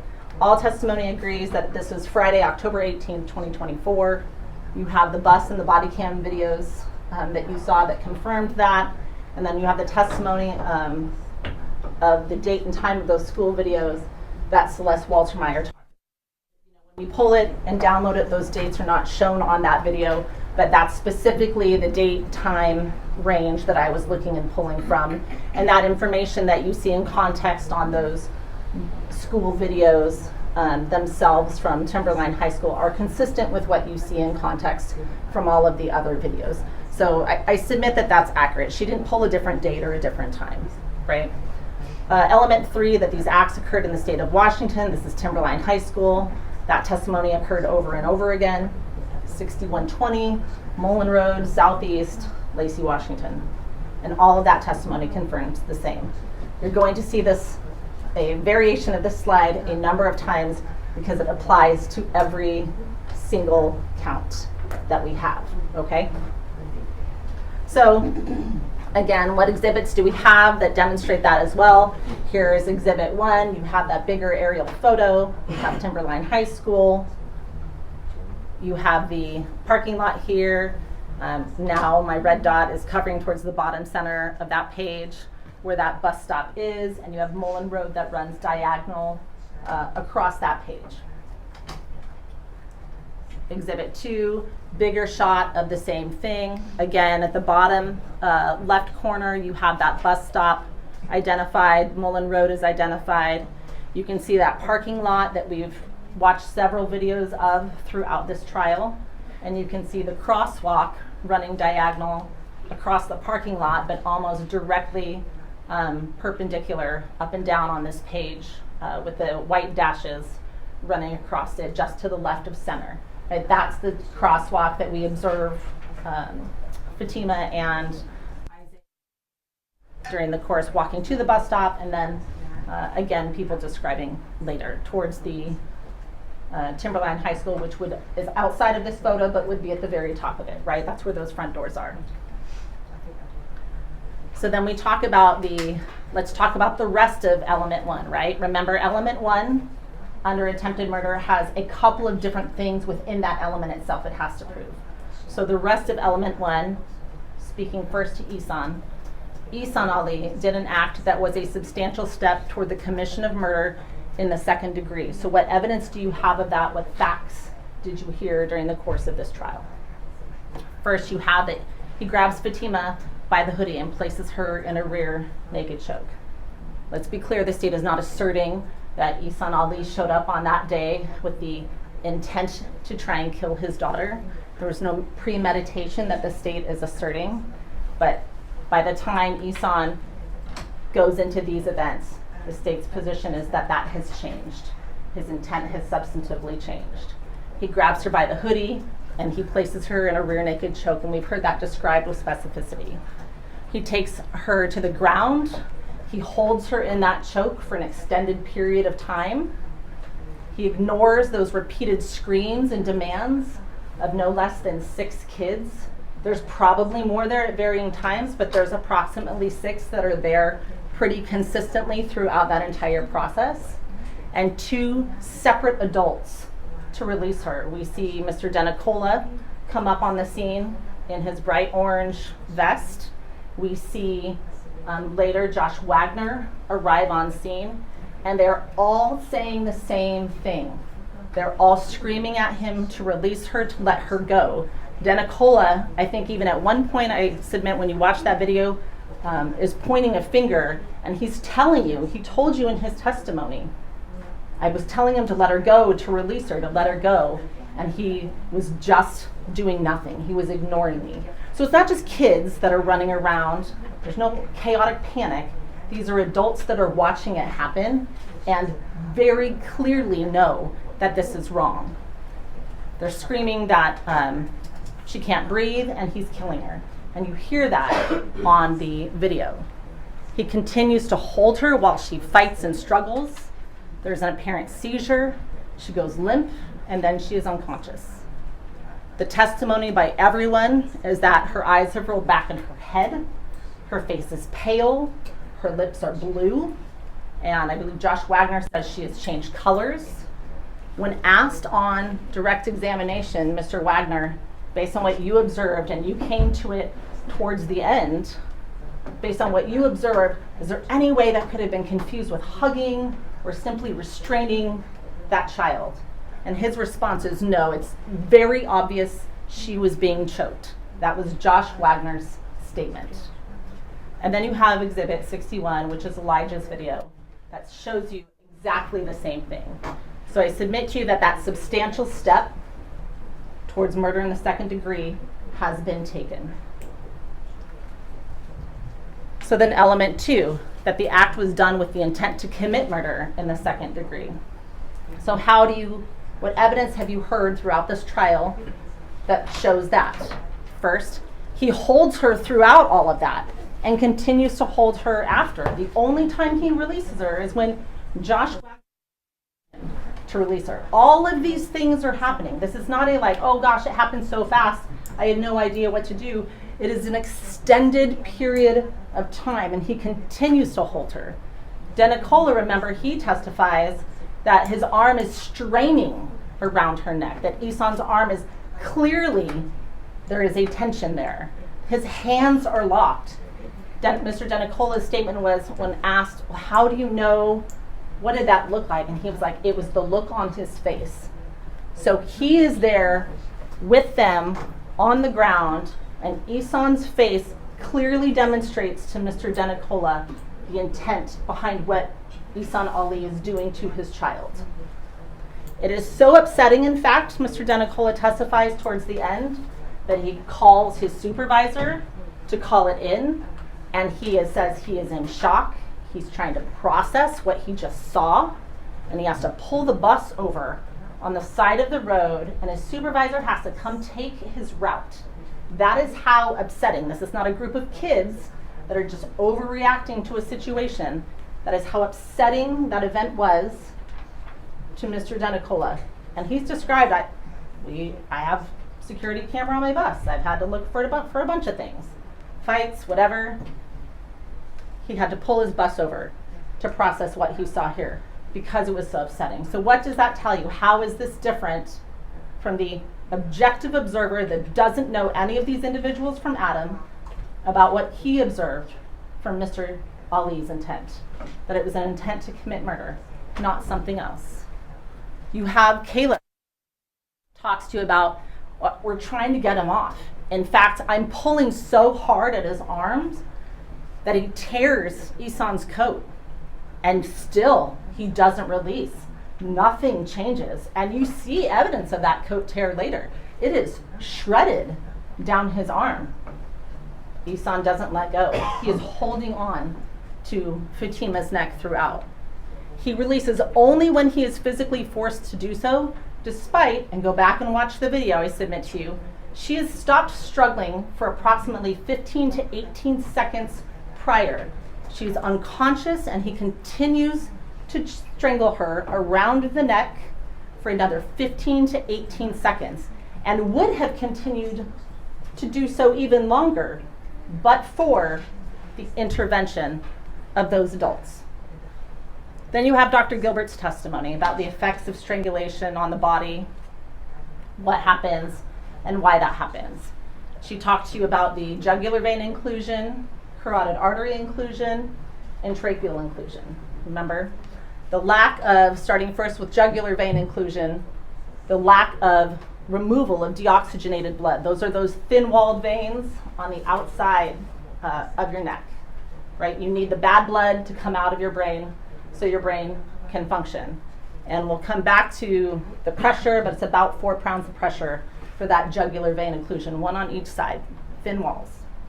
Then she talked about the lack of oxygenated blood to your brain. That is that carotid artery occlusion.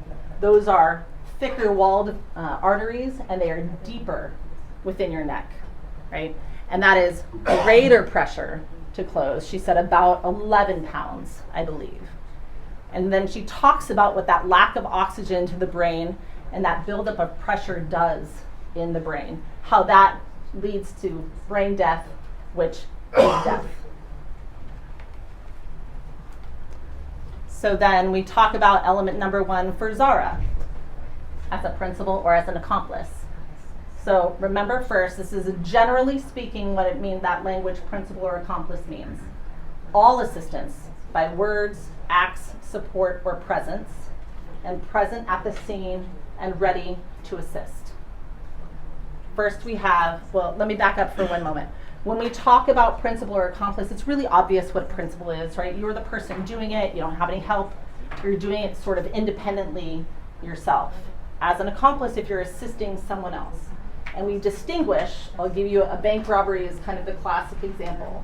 When we distinguish an accomplice in like a bank robbery identification, right? We want to talk about the people that are there to help assist the principal in doing whatever the principal is doing, generally robbing the bank.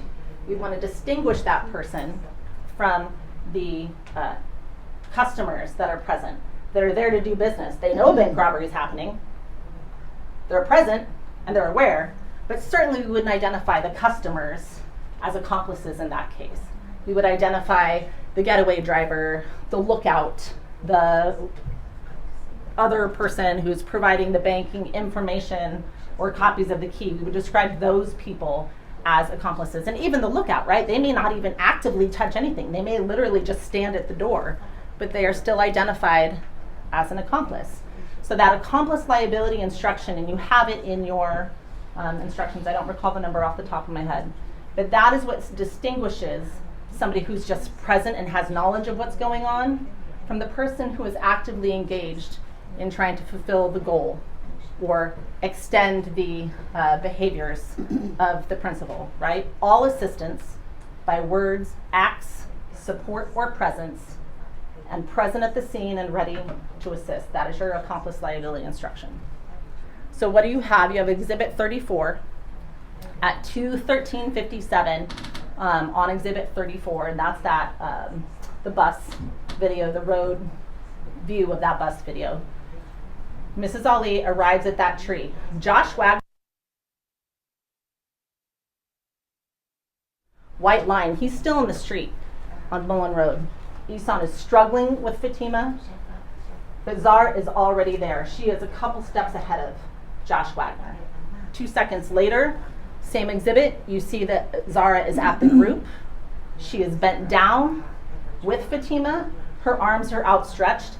Josh Wagner has just reached the dirt. He's not even at the group yet. So he's not there. He hasn't interrupted the strangling, but Zara is there, and Zara's not like somewhere else. Zara is right there. She is bent down with those individuals. These are separate acts and behaviors from those of the kids watching, because what are the kids doing?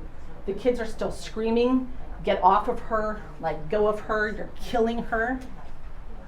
And what does Mary Wagner say? Mary Wagner says, Zara is not helping the young woman on the ground.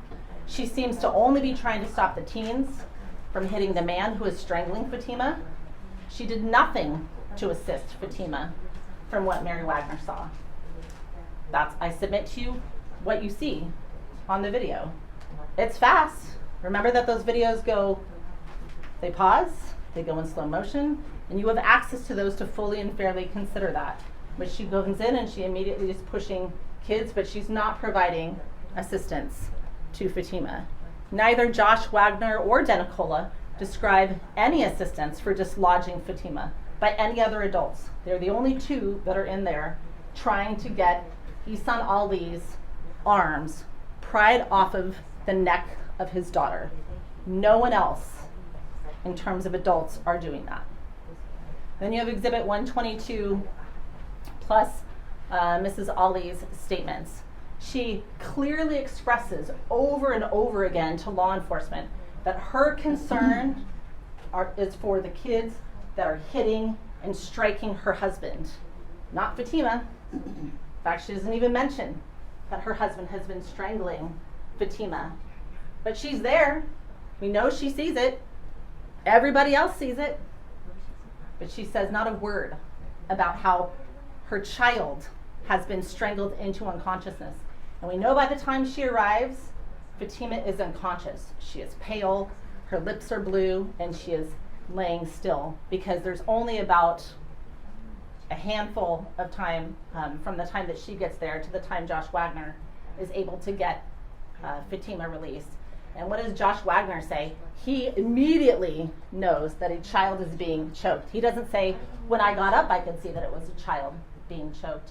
When I got out of the car and started coming across the street, I could immediately see This is a child that is being strangled immediately. And again, he doesn't know these individuals from Adam, but Mrs. Ali does. In fact, she's outside of Isaiah, is really the only one who knows exactly who is strangling and who is being strangled. And she doesn't mention a word to law enforcement. Remember what Officer Bell says. When asked, how long until you knew? He was like, at the end. It was basically to the end of my time there on scene before I had any idea that Fatima had been strangled. Because even though I had talked to mom and had interactions with mom, she didn't say anything about it. Not a thing. So we have to go through the accomplice liability and the principal for Zara. So element 1, as an accomplice. What evidence do you have? As an accomplice, at 2:13:55, into that exhibit. And remember, that's the date time. In exhibit 34, it has the date time stamp on the bottom. So 2:13:55, Fatima goes unconscious. So we know she's already in that state by the time mom gets there. Her face is pale, her lips are blue. Ihsan is still actively strangling Fatima at that time. We said she knows what's going on because it's apparent to everyone else, immediately apparent to everyone else. And Zara is the only one that knows those individuals. And that she is attempting to intervene on behalf of her husband while he is still actively choking Fatima.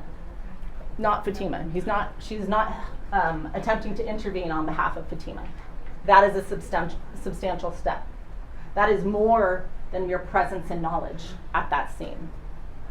We know that Fatima is not released by Ihsan until about 2:14, 10 to 13.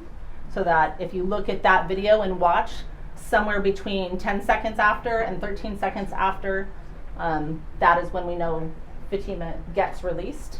So there's a period of about 11 to 14 seconds where mom is assisting Ihsan and not Fatima by trying to prevent assistance to Fatima from those kids. So again, as an accomplice, element 2 for Zara, that it was done with the intent to commit murder in the second degree, that she is actively watching her husband strangle her child in that rear naked choke with the arms tightly locked around her child's neck. She is actively able to see what every other person has described as Fatima's appearance throughout that time. She has time to view the situation and make a decision to try and remove impediments and prevent injuries to her husband. So we know she's able to quickly evaluate a situation and take actions based on her evaluations. To be clear, this is not a complicated fact pattern to evaluate when you have arrived on that scene. Everybody says so. Everyone that's present says so. Every other person immediately knows the danger, obvious danger of death to Fatima, but somehow mom doesn't. So what do we take from this? Her loyalty is to her husband and his purpose, not to her child. So then as a principal, what is the substantial step, the evidence you have of a mom as a principal? She's just watched her child being choked and unconscious for approximately 11 to 13, 14 seconds per that bus camera video. Fatima is then released. Josh Wagner gets her released. She is incoherent. Remember what Fatima says. The last thing she sees, remember seeing is Isaiah on her face and bushes. And the next thing she knows, she is in her mom's arms, and her mom has her arm around her neck. She is not there. Mary Wagner talks about that, that girl is not there. I don't have another way to describe that. She just was clearly not aware of what is happening around her. She has come out of that unconsciousness. But she mom immediately wraps her arms around Fatima's neck. Her ability to breathe, Fatima says, I can't breathe. I'm trying to tell my mom, but everyone describes nothing is coming out. There's no sound coming out. Denicola says he remembers hearing her being almost raspy, whispery, but she wasn't really making sound. And plainly he said, I wasn't looking at that. I saw what appeared would be a mom and the child, so I assumed they were fine. My focus is on dad because that's where the immediate threat was. and I was trying to pay attention to the immediate threat, but I remember hearing this very whispery, raspy. That is consistent with what Fatima told you that she was trying to do, trying to tell her mom, I can't breathe, and her mom doesn't let her go. So what happens? Then the kids intervene as well. That's the substantial step. Dr. Gilbert, again, all of that same information about the effects of strangulation on the body and why. And certainly, if you've just been strangled for 45 seconds, being strangled a second time doesn't improve that condition. You don't start over from zero as if the first time it never happened. It is a continuation of that strangulation. So what is the information that the act was done with the intent to commit murder? Same intent as accomplice liability. That hasn't changed. She has actively watched her husband strangle her child. She's actively able to see what everyone else has described. She's had time to view that situation and make decisions to try and remove those impediments to her husband and prevent injuries. And she's had, at this point, when she is separately strangling her daughter, has even more time now, knows the danger, and does it anyway. She does it anyway. That is not an effort to comfort her child. Again, that is not where her loyalty lies in this situation, and she demonstrates that over and over and over again during the course of those videos. So here is that bus video. I'm going to play it in regular speed. You can play it whatever speed you want.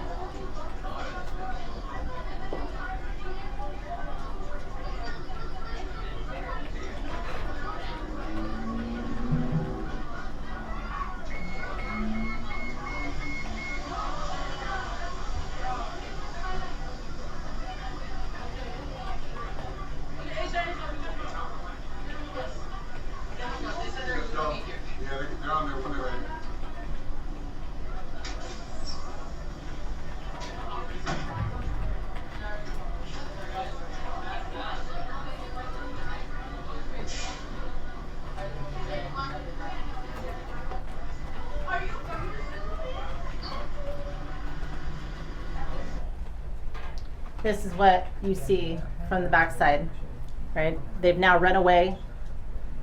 And this is the face of Isaiah. and Fatima as they are running to the school for help. That is not the face, I submit to you, of children who are just goofing off, who just believe that they are trying to get away from their parents because they're going to get in trouble. Evaluate what that face looks like as Fatima is running away from her parents. Look at Fatima's face when she comes in Exhibit 111, page 3 of that, because it comes in a packet of still shots. Look at Fatima's face when she comes in that office. You heard Tracy Arnold testify that she looked like she was in terror. She was frantic.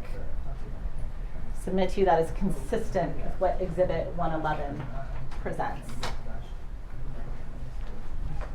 Now you also have a instruction attached to a special verdict form. Everything that is a -1, essentially, in your packet.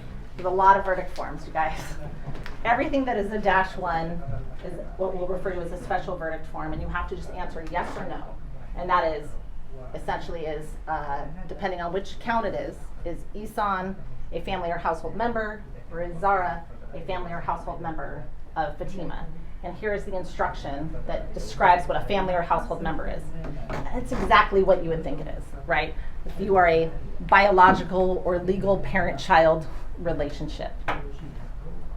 So in terms of the elements, attempted murder in the second degree, family or household member, on special verdict form A1, Ihsan Ali is Fatima's father. Everybody says so. Fatima says so, right? In fact, part of the defense that has been provided to you is that they are parents, they are her parents, and so therefore they get to behave in a particular way. So I submit to you this is not an argument between the parties. You still have to find it, again, beyond a reasonable doubt. The parties are not arguing about whether Ihsan and Zara are Fatima's parents. So the answer, if you convict on any of those charges, the answer on each of them should be yes. So now we're going to jump over to count 3, unlawful imprisonment of Fatima, again, for both parents. Your Honor, it sounds like maybe we need a break. All right, I'm going to ask the bailiffs to come forward, and we're going to take a recess for 10 minutes. Remember, you are hearing closing arguments and deliberations has not begun. You are not to discuss anything during this break.